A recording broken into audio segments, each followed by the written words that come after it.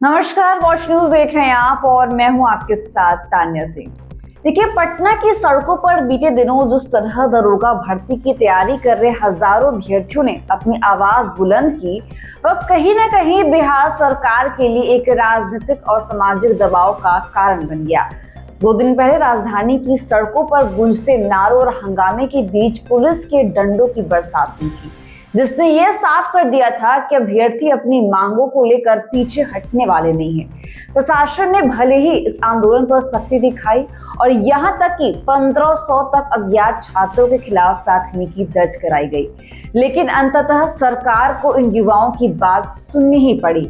अब विधानसभा चुनाव से पहले बिहार सरकार ने उन अभ्यर्थियों के हक में अहम फैसला लिया है। बिहार के सामान्य प्रशासन विभाग ने देर से ही सही लेकिन दरोगा भर्ती परीक्षा को लेकर बड़ी घोषणा कर दी है। सरकार ने इस भर्ती प्रक्रिया को हरी झंडी दे दी है और साफ किया है कि कुल 1799 पदों पर दरोगा बहाली की जाएगी।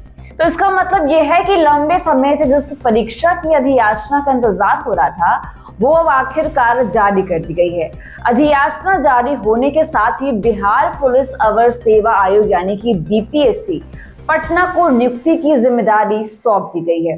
इसके तहत शीघ्र ही विज्ञापन निकालकर पूरे राज्य में आवेदन प्रक्रिया शुरू होगी और इस संबंध में आयोग के ओएसडी किरण कुमार ने पुष्टि भी कर दी है, जिससे युवाओं को एक स्पष्ट संकेत मिला है कि तैयारी अब व्यर्थ नहीं जाएगी। इन घटनाओं की पृष्ठभूमि पर नजर डालें तो मामला कहीं अधिक पेचीदा नजर आता है। राजधानी पटना में हजारों की संख्या में अभ्यर्थियों ने दरोगा भर्ती परीक्षा के आयोजन को लेकर जोरदार प्रदर्शन किया था। उनका कहना था कि सरकार बार बार भर्ती प्रक्रिया को टाल रही है, जिससे उनका भविष्य अधर में लटका हुआ है। प्रदर्शन इतना बड़ा रूप ले गया कि गांधी मैदान थाना क्षेत्र में कानून व्यवस्था प्रभावित होने लगी। स्थिति को काबू में लाने के लिए पुलिस ने बल प्रयोग किया और फिर 9 लोगों को नामजद करते हुए एफआईआर दर्ज की गई। इसके अलावा 1000 से 1500 अज्ञात अभ्यर्थियों पर भी मामला दर्ज किया गया। इतना ही नहीं, कई कोचिंग संस्थानों के संचालकों को भी आरोपी बनाया गया। इस घटनाक्रम में राज्य में राजनीतिक हलचल भी बढ़ा दी थी। विपक्ष सरकार पर लगातार आरोप लगा रहा था कि युवाओं के भविष्य से खिलवाड़ हो रहा है और भर्ती परीक्षा जानबूझकर लटकाई जा रही है। वहीं सरकार का पक्ष ये था कि प्रक्रिया में देरी तकनीकी कारणों और प्रशासनिक औपचारिकताओं की वजह से हो रही है, लेकिन जिस तरीके से सड़कों पर युवाओं का आक्रोश फूटा और माहौल बिगड़ता दिखाई दिया, उसने सरकार पर दबाव बढ़ाना तय था।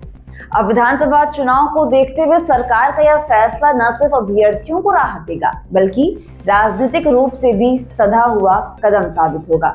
हालांकि दर्ज हुई बड़ी एफआईआर और नामजद किए गए अभ्यर्थियों व कोचिंग संचालकों की स्थिति पर भी सवाल बना हुआ है। एक तरफ भर्ती की घोषणा ने युवाओं के बीच उत्साह पैदा कर दिया है, तो दूसरी ओर ये दुविधा भी है कि प्रदर्शन में शामिल होकर कानूनी पचड़े में फंसे छात्रों के साथ सरकार आगे कैसा व्यवहार करेगी।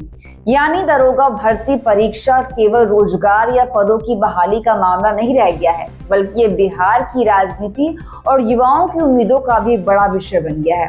फिलहाल 1799 पदों की मंजूरी मिलना एक बड़ी राहत है और यह संभावना भी प्रबल हो गई है कि चुनाव से पहले बिहार की सड़कों पर एक बार फिर उसी जोश के साथ तैयारी करने वाले युवाओं की बहस और गतिविधियां देखने को मिलेगी।